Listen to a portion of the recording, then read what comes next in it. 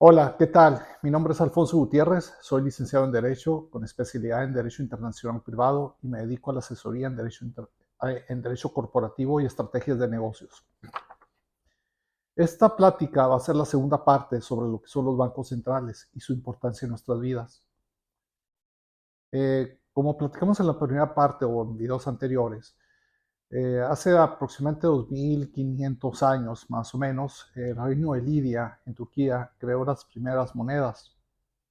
Como sabemos, el dinero, la importancia del dinero es que nos ayuda a desaparecer el trueque. Con el trueque, pues nuestras vidas son imposibles, no podemos funcionar, ¿no? Entonces, poco a poco las personas empezaron a usar metales, sobre todo el oro y la plata. Y el gobierno de Lidia, del reino de Lidia, creó esas primeras monedas y creó una revolución mundial, desarrolló el comercio, fue un cambio cuántico en el desarrollo de la humanidad, en nuestras tecnologías como seres humanos. Pero bueno, eh, así hicieron las cosas y, y aproximadamente en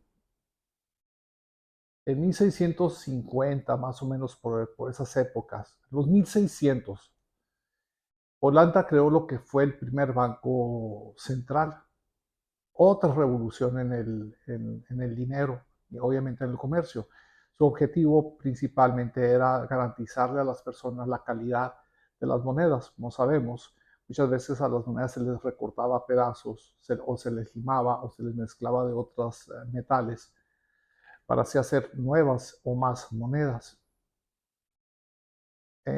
Y fue un éxito. O sea, Holanda se desarrolló impresionantemente a pesar de que es un pequeño país sin grandes recursos naturales ni nada por el estilo. Bueno, pues así las cosas en Inglaterra se empezaron a dar cuenta de que ellos también querían desarrollar un banco central. Banco central básicamente significa esto, significa que en un solo lugar se centraliza todo el dinero. Es muy importante esto, o sea, en aquel tiempo recordemos que el dinero era oro, era el oro y la plata. Es lo que todas las personas en el mundo se podían poner de acuerdo de que nosotros queremos esto como dinero. Para poder evitar el trueque necesitamos algo que sea fácil de usar. Los metales son muy fáciles de usar, se pueden derretir y agregarse o aumentarse según las necesidades. Las personas empezaron a usar como he platicado, el oro y la plata. El oro y plata no tienen grandes beneficios, ¿no? Simplemente son bonitos. Pero la gente los quería por eso, y no importa a qué sociedad vayan, sea en tiempo de los aztecas, de los egipcios, de los imperios franceses o español, o el día de hoy en Hollywood, todo el mundo quiere el oro y la plata simplemente porque es bonito.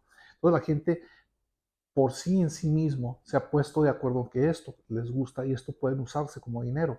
Por mucho tiempo el oro y la plata eran eso, era el dinero. Sí, empezaron a hacer monedas con lo que facilitaba las transacciones. Pero claro, se hacían los fraudes recortándole a las monedas o agregándole otro tipo de metales. El gobierno de Holanda decidió ponerle un alto a esto, creando un banco central donde recibía todas las monedas, las concentraba, por eso es central, se centralizaba en un solo lugar y este banco central entonces emitía notas que representaban ese dinero, pero más importante, en el caso de Holanda, garantizaban la calidad de las monedas que una persona tenía depositada. Entonces sabían que no iba a haber chanchú y que no iba a haber algún tipo de tranza. Y una de las extraordinarias ventajas a Holanda. Pero después otro país, Inglaterra, se dio cuenta que ellos también podían crear un banco central. Lo curioso es que este banco central no fue del gobierno, fue de la gente rica. De repente todos los ricos se dieron cuenta, nosotros podemos prestarle al gobierno, porque en aquel tiempo el rey de Inglaterra se lo pasaba en puras guerras y siempre necesitaba dinero. Y obviamente tenía que pagar un interés por ese dinero.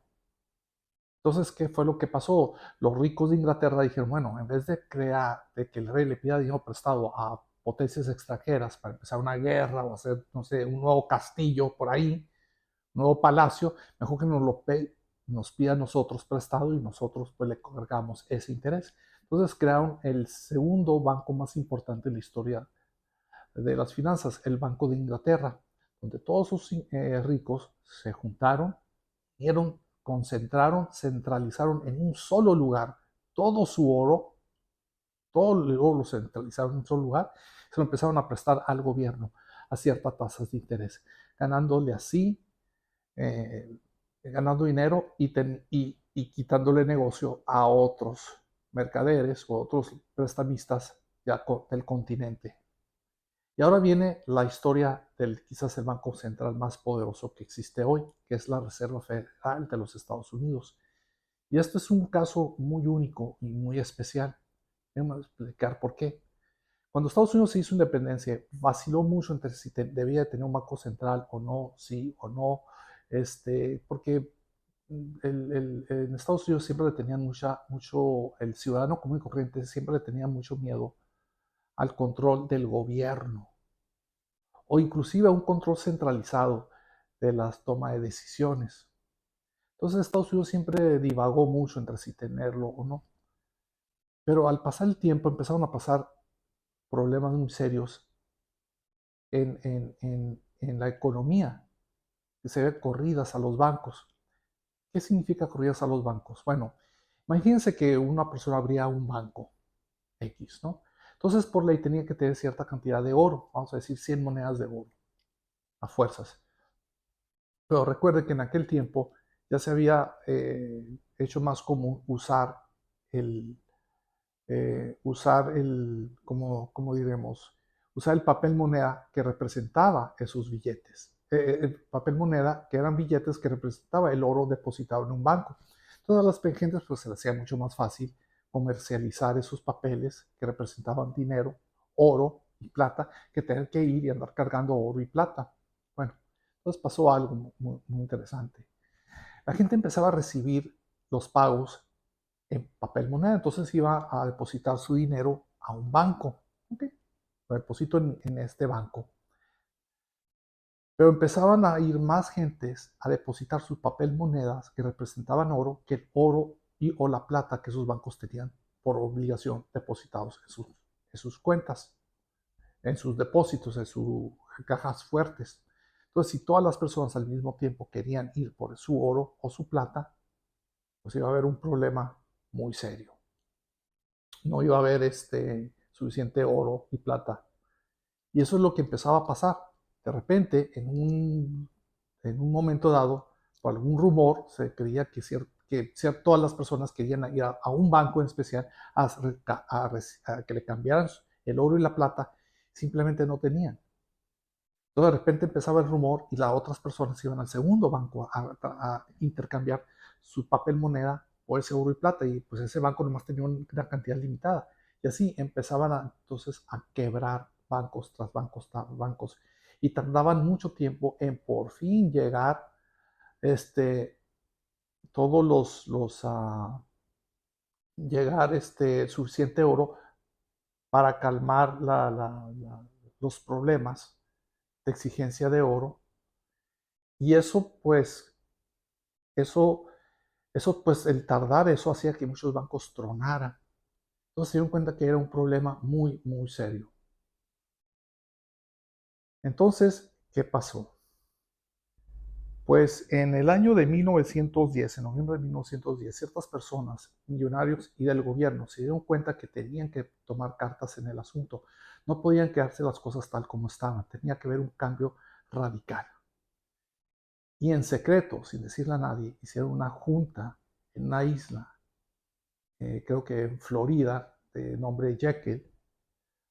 Era un tipo club privado para multimillonarios, donde se fueron a juntar ahí los multimillonarios y gente de muy altas esferas del gobierno para crear el Banco Central de los Estados Unidos. Esto fue en 1910. Todo esto fue en secreto, porque no quería, por la desconfianza natural de las personas, a que se creara unos rumores y destruyeran el plan secreto.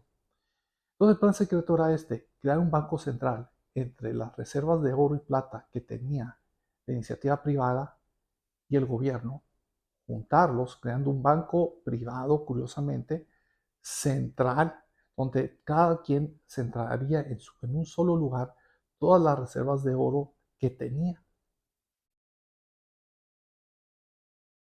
Esto es en caso de que hubiera estas corridas que se hacían en los bancos, de que si un banco no tenía suficiente oro, pues que en un momento dado pues quebraba, después empezaba con el segundo banco y así, así, así.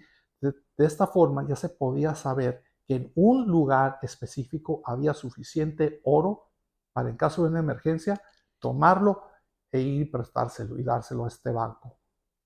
Y así tratar de dar confianza y cortar de una vez por todas estas corridas hacia los bancos que destruían la economía cuando había rumores de que un banco no tenía suficiente oro y plata para cubrir todos los depósitos que ahí había, o toda la gente que exigía, que entregaba su papel moneda para que le dieran oro y plata. Y una cosa muy curiosa, no le dijeron, como era un banco privado, no, por cuestiones de mercadotecnia, no le quisieron decir el Banco Central, porque pues casi todos eran privados, sino todo lo contrario. Le dieron un nombre para darle la apariencia de una institución pública o 100% pública. Le pusieron la Reserva Federal, ni siquiera usaron la palabra banco. Qué curioso, ¿verdad?